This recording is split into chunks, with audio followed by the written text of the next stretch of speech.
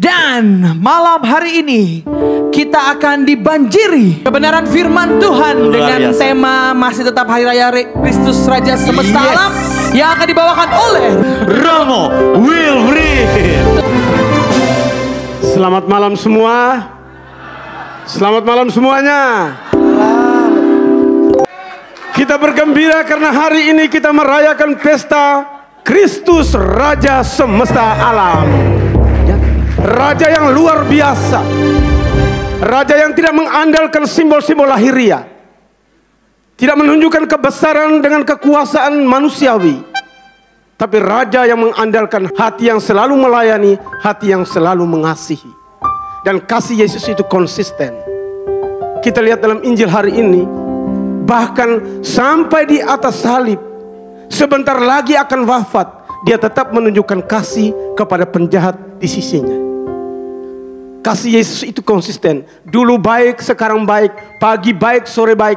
Bukan double standar. Kasih Yesus itu tidak double standar. Dia baik setiap saat, baik setiap waktu. Dulu baik, sekarang baik, pagi baik, sore baik, muka baik, belakang baik. Kalau kita manusia seringkali double standar. Pagi terlihat baik, sore sudah tidak baik lagi. Dulu-dulunya baik, sekarang sudah kurang baik. Romo Wilfried, bener nyanyi aja langsung. Novren masuk. Cocok. Baik, baik, sonde baik, baik, sonde baik, Tuhan moral lebih baik. Kok Tuhan Yesus bukan? Iya, tapi itu kasih yang saya rasa luar biasa. Kasih Yesus yang tetap konsisten sampai hari ini. Dan untuk bisa melahirkan raja seperti itu tidak sebentar. Raja yang dipersiapkan berabad-abad lamanya, ribuan abad.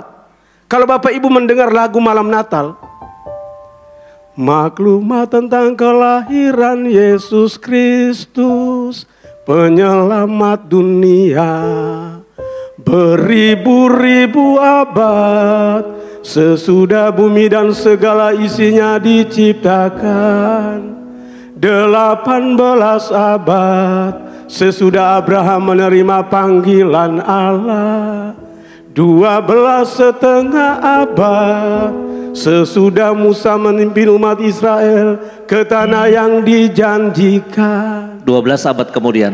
Ya, 12 abad kemudian lahirlah saya berdiri di sini.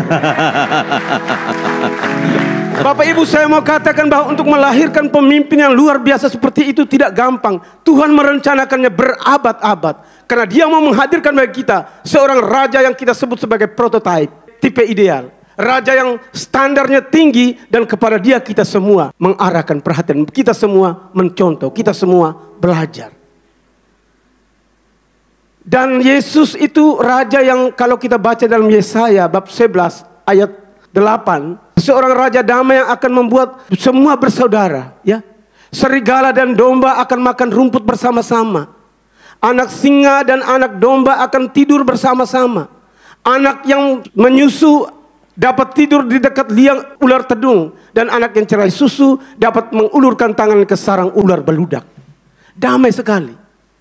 Ini satu kekuatan kasih yang Yesus tunjukkan kepada kita untuk kita contoh dari waktu ke waktu. Kalau kita lihat hari-hari ini, dunia ini sedang bergerak menuju itu. Pemimpin-pemimpin yang menunjukkan kuasa-kuasa yang kasar runtuh satu persatu. Yang sekarang lahir pemimpin-pemimpin populis, pemimpin-pemimpin yang mencontohi cara hidup Yesus. Kita semua sedang bergerak ke situ.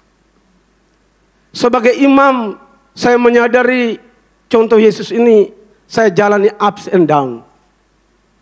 Tidak gampang untuk mencontohi Yesus, apalagi ketika saya diberi kuasa. Dan itu sering kali terjadi ketika saya menjadi pastor kepala. Saya akan menceritakan satu contoh bagaimana saya berjuang dengan raja yang mesti tampil dengan hati yang lembut. Kadang-kadang sebagai pastor melayani umat dengan banyak orang, banyak pikiran, banyak sikap, banyak karakter. Itu kadang-kadang kita tergoda untuk marah, menjadi tinggi hati, menjadi sombong. Kalau istri sombong, itu korbannya hanya suami dan anak-anak. Ya. Kalau bapak ibu sombong, korbannya juga anak-anak. Tapi kalau satu pastor kepala sombong, korbannya bisa 20.000 orang. Bayangkan kalau saya sebagai pastor kepala di satu paroki dengan anggota sekitar 20.000 orang, lalu saya sombong, saya tinggi hati, saya tidak peduli kepada umat, korbannya 20.000-an orang.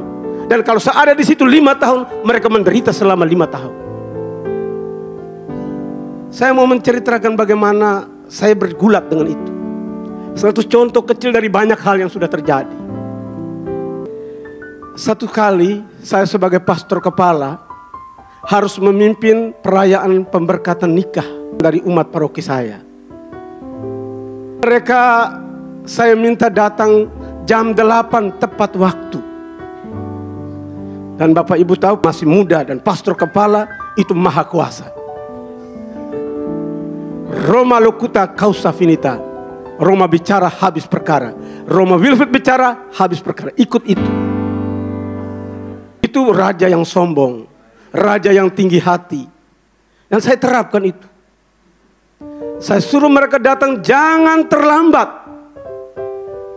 Besoknya saya menunggu 1 jam terlambat sampai jam 9. Apa yang terjadi? Saya marah dan saya menutup pintu, saya kunci pintu.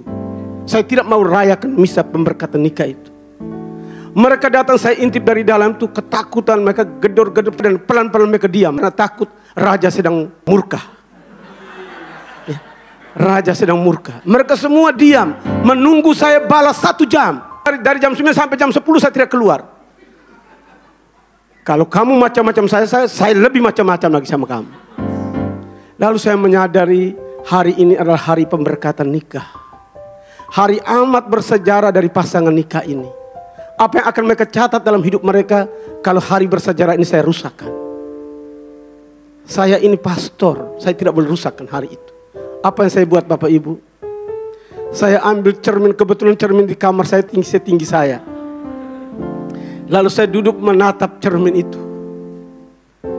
Waduh, mukaku yang sudah jelek ini kalau tambah marah tambah jelek lagi. Saya bilang tidak boleh terjadi. Hal ini tidak boleh terjadi. Amarah saya tidak boleh terjadi hari ini. Hari ini hari bahagia. Saya duduk di depan cermin itu 30 menit. Meredakan semua emosi saya. Mulai dengan berpikir untuk memaafkan. Itu lama. 30 menit. Itu darah saya mendidih. Saya umur masih 30-an tahun waktu saya pastor kepala.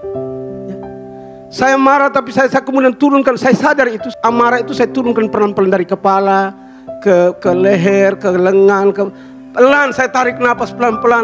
Lalu saya tersenyum berulang-ulang. Pada menit ke-15 saya merasa ternyata saya tampan ya.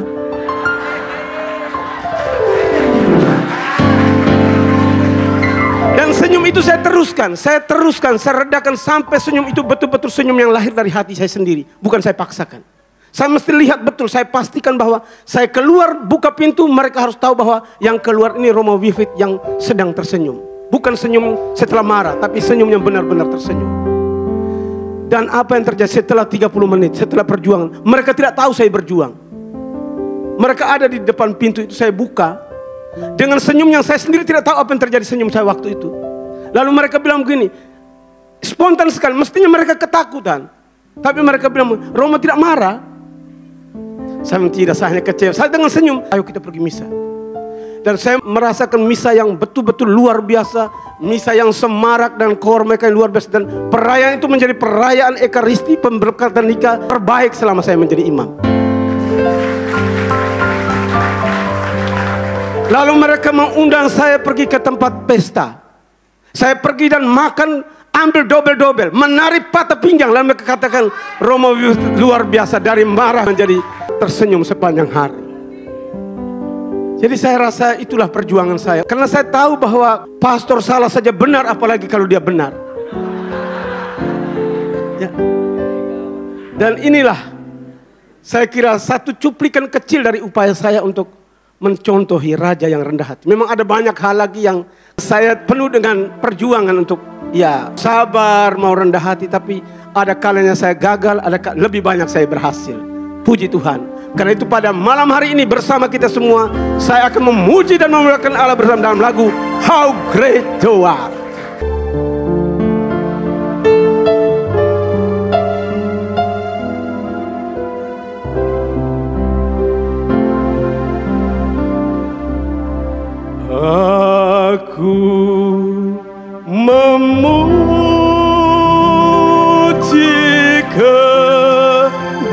kebesaran-Mu, Juru Selamat penebusku. Bagus enggak? Aku memuji kebesaran.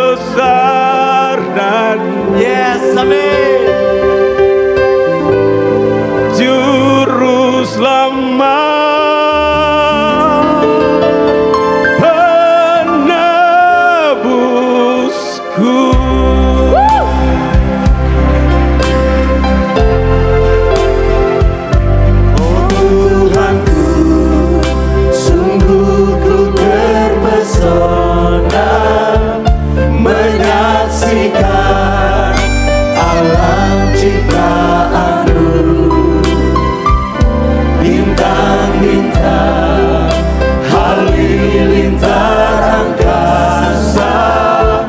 Tanda bukti agungmu di dunia.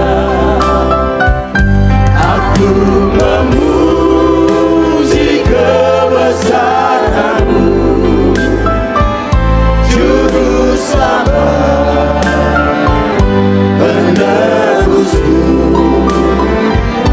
Aku memuji kebesaran-Mu,